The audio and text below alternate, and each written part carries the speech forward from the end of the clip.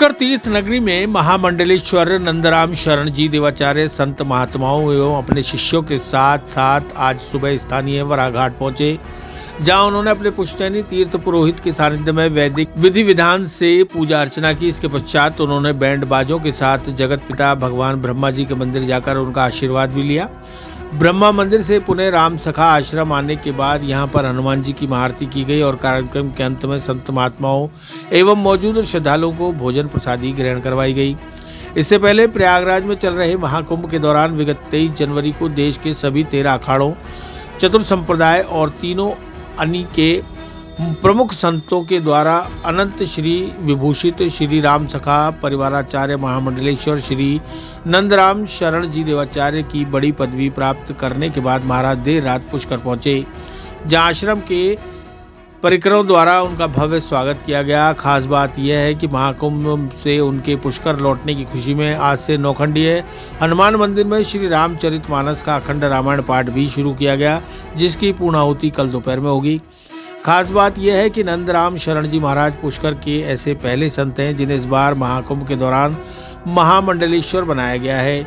यही वजह है कि पुष्कर के संत समाज के साथ साथ इनके शिष्यों में इस बात को लेकर बेहद जोश और उत्साह नजर आ रहा है। हमारे रामानंद संप्रदाय के तीनों अनि अखाड़े, चतुर संप्रदाय में श्री संप्रदाय, वल्लभा संप्रदाय, घोड़िया संप्रदाय, निम्बार संप्रदाय, चारों संप्रदाय और तीनों अनि अखाड़े, तीनों के 18 भाई, 18 अखाड़े और संपूर्ण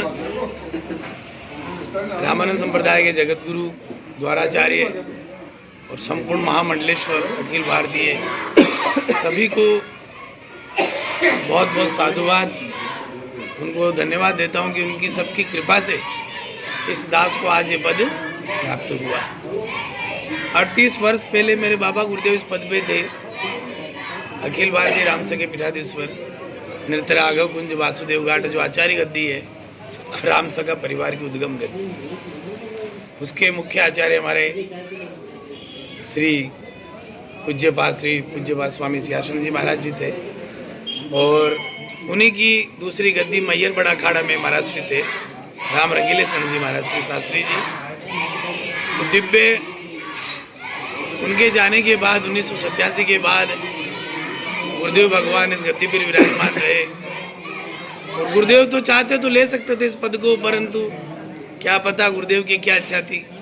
ये सारा सौभाग्य इस दास को ही मिलना था। मैं इसके योग्य नहीं हूँ, फिर भी गुरुदेव की, सब संतों की और मेरे जगत पिता ब्रह्मा जी की असीम अनुकंपा से, अन्नदाता पुष्करराज की कृपा से मुझे ये पद प्राप्त हुआ। आज पुष्करराज और आज आए हैं, 23 तारीख को हमारा पट्टाभिषेक था। आए हैं, आने के बाद हम अन्नदाता की सेवा पूजा करी, अभिषेक किया, सब समस्त संत समाज के साथ, परिकरों के साथ, राम सखा के परिवार के साथ। फिर जगत पिता ब्रह्मा जी के दर्शन करने का सौभाग्य प्राप्त हुआ। इसमें मुझे संपूर्ण पुष्कर वासियों का अटूट स्नेह और आशीर्वाद प्राप्त हुआ। क्या संदेश देना चाहते हैं? संदेश तो हम यही देना चाहते हैं कि जीवन में अगर हम कोई भी संकल्प करें और उस संकल्प में हमारी परोपकार की भावना बसी हो, स्वार्थ भावना नहीं हो और केवल सनातन धर्म को प्रचार प्रसार करने की भावना हो, तो ठाकुर जी उसको पूर्ण करते हैं। जो इच्छा करिहु मन माही, हरि प्रसाद कछु दुर्लभ नाही। जो मन में इच्छा करोगे भगवान की कृपा से दुर्लभ नहीं है, संभव हो जाती है। सीताराम। जय सीताराम। चिरंजीवी भव भाग 1, 7 चिरंजीवियों के रहस्य की वैज्ञानिक खोज करें।